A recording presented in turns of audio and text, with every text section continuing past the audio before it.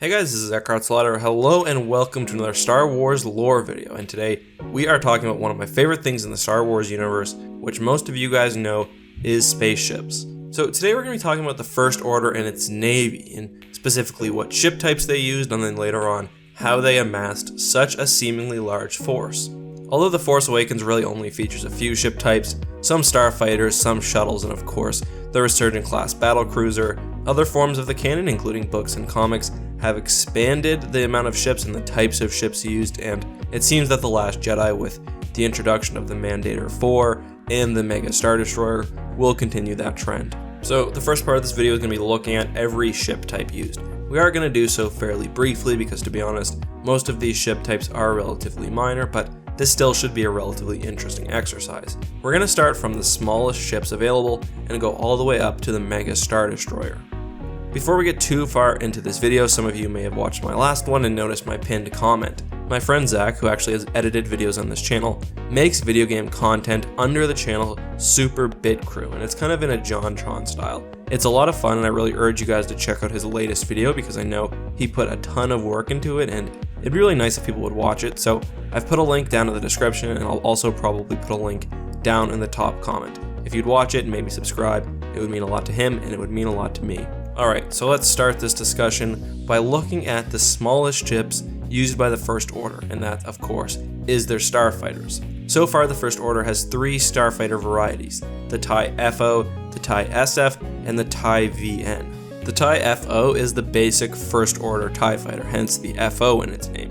It's basically the kind of TIE fighter that the Galactic Empire would have used, however with some notable enhancements. Probably the biggest one would be the addition of a shield. The TIE is, however, still meant to be fielded in numbers. It can't compete head-to-head with an X-Wing, for example. It still has no hyperdrive, and its weapons are still on the weak side. The TIE SF is a somewhat more advanced version of the FO. It has two seats, one for a gunner, and actually does have a hyperdrive.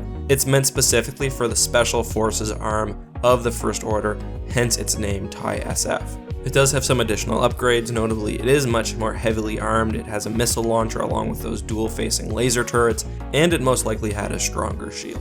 I'm still not convinced that a single SF could take an X-Wing on in a one-on-one battle, but I will say its dual-facing lasers do give it some nice versatility, along with its hyperdrive. Finally, on the starfighter side, at least at this point, I'm pretty sure we'll get some sort of bomber in either Episode 8 or Episode 9. We have the TIE VN, and this is Kylo Ren's TIE fighter. This ship looks remarkably like the TIE Avenger from Star Wars Legends, which is actually one of my favorite designs. Practically, it's a combination between Vader's TIE Advanced and a TIE Interceptor, taking with it both advanced maneuverability and speed, and impressive technology and electronics. The TIE VN, also sometimes known as the TIE Silencer, appears to be very advanced. It's also very well armed. It seems to me like it's got 4 laser cannons and then a missile launcher on each one of its wings. And on a subjective note, I think it looks quite cool, and I really can't wait to see it in action in Episode 8. So moving up from starfighters, we now have 2 transport or shuttle type ships. The first one is the Upsilon class command shuttle, which you probably know as Kylo Ren's shuttle. This shuttle was featured pretty prominently throughout The Force Awakens. We saw it in the opening scenes at Jakku and later at the assault on Maz Kanata's, and it really is starting to be connected with Kylo Ren on a kind of cool level. I do wish it was a bit more similar to the Lambda class shuttle because I really do love that design, but the way its wings unfold like a giant bird is very, very neat. In a similar vein, we also have the Atmospheric Assault Lander, which is essentially a troop transport ship. This is the thing that all the stormtroopers come out of at the beginning of The Force Awakens. I'm not a huge fan of the design of this boat. It kind of looks to me like a flying LCVP, which is, just think of the ships that you always see at the D-Day landing. It doesn't seem very Star Warsy to me, and it doesn't really seem like something that would be able to fly through the atmosphere very effectively. I will say the design does kind of remind me of stuff the old Imperial Remnant from Star Wars Legends would use, but I still think it is kind of boring. Not a huge fan, to be honest. So on to the next level, we have true spacecraft, and we start off pretty small with some Corvette-style ships. Probably the most notable one and the one that attracts my attention is the Lancer class frigate. This is actually one that existed in both Star Wars Legends and has now been incorporated over to canon. The Lancer would really not be effective against any large ships in the Star Wars universe, certainly not against something like a Star Destroyer, and really operated primarily in a fighter defense role, as you would expect from a small Corvette type ship. If we see any sort of real fleet battle in Episode 8, I would not be surprised to see some small Lancer-class frigates or perhaps other similar ships escorting larger Resurgent Class cruisers or perhaps larger Mega Star Destroyers.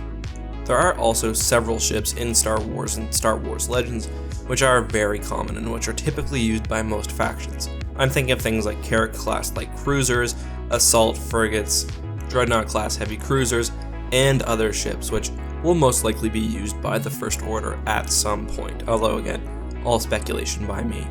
The First Order right now also doesn't have a dedicated carrying ship, although they do have the new Mega Star Destroyer. They're going to most likely want something quite a bit smaller, something like an Endurance-class fleet carrier, so expect something like that to add into the mix at some point. Continuing, we've also heard of two other ship types, the Dissident-class light cruiser and the Nebulon K, both of which have not yet been explicitly detailed. Speaking of Nebulon though, we know that the Nebulon B was used by both the Imperials and the Rebel Alliance, so I wonder if the First Order may also have some of those ships lying around. Speaking of just lying around, we'll get to Star Destroyers in just a second. Before we do though, the First Order also made use of Maximum A-class heavy cruisers. Again, we don't really know much about these ships, we don't know how large they are, but they are vaguely wedge-shaped. They do kind of actually look more of a carrier than a cruiser, but at least formally they fall under the cruiser designation. The First Order, being a remnant of the Empire, also made use of Imperial Star Destroyers, and we don't know exactly how many they had, whether they were Imperial 1 or Imperial 2 classes, but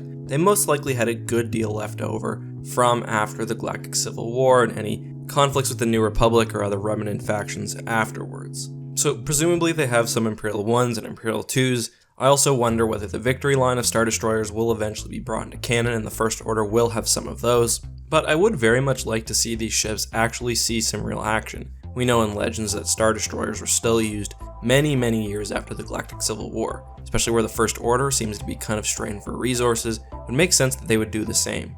Moving up to the next level, we have the First Order's version of the Star Destroyer, the Resurgent Class Battlecruiser.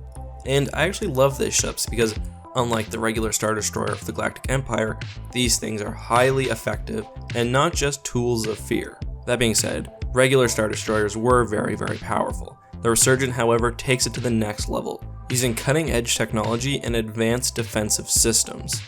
The 3-kilometer-long ship also minimizes, although admittedly does not totally replace, the classic open and vulnerable bridge of the Star Destroyers that we know from the Galactic Civil War. It's unknown how many of these ships the First Order actually has, though we do see several in The Force Awakens, particularly when Starkiller Base is firing. Moving up again in size, we have the Mandator 4 class warship, and while I'm not sure how I feel about the design of the warship, I will admit that it is quite striking and quite interesting. I love its Star Wars Legends connection. I made a whole video about this, but the Mandator line was a very famous line of dreadnoughts in Star Wars Legends, which ended with the Mandator 3.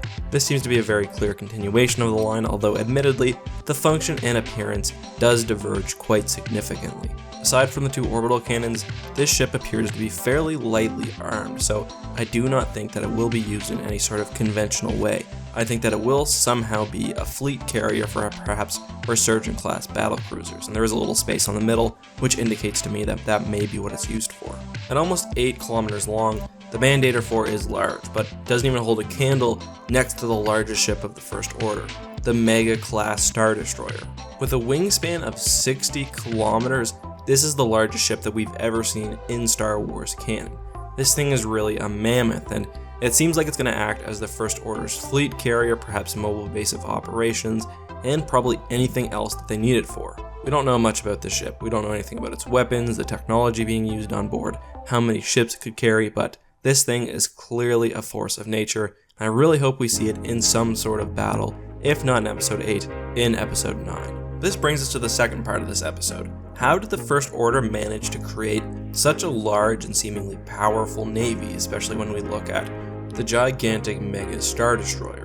Well, I think the key is this. We don't really know yet, and I think that that is part of the point. Much of the First Order was developed away from Republic oversight in the unknown regions. We also know that Supreme Leader Snoke is an extremely mysterious figure who has somehow observed the galaxy from a distance for a long time and appears to be extraordinarily wealthy. It's possible that he alone is bankrolling much of the First Order's activities. In regards to the Mega Star Destroyer specifically, I got the impression that this is supposed to be really the heart of the First Order, a mobile command base and kind of like their home planet, although of course it's a very large spaceship.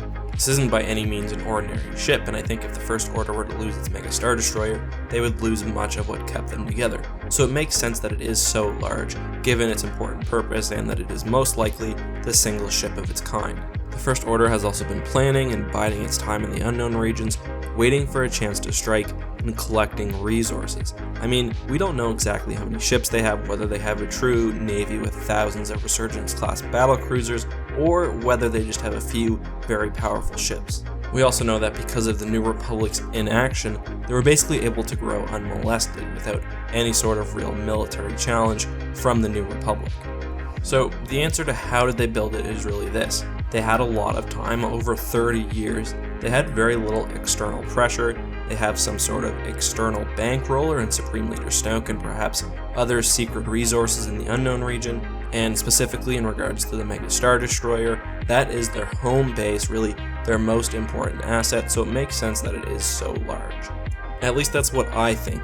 Let me know your guys' impressions down in the comments. Also, let me know if I missed any ships, if I got any information wrong, or if you thought I did a good job. Don't forget to also put suggestions for next video, and if you have any good Galactic Versus matchups or any Versus matchups in general, taking particular interest in those for the coming week. Don't forget to check the description and the pinned comment for a link to Zach's video. It's a whole lot of fun. I really hope you guys will check it out.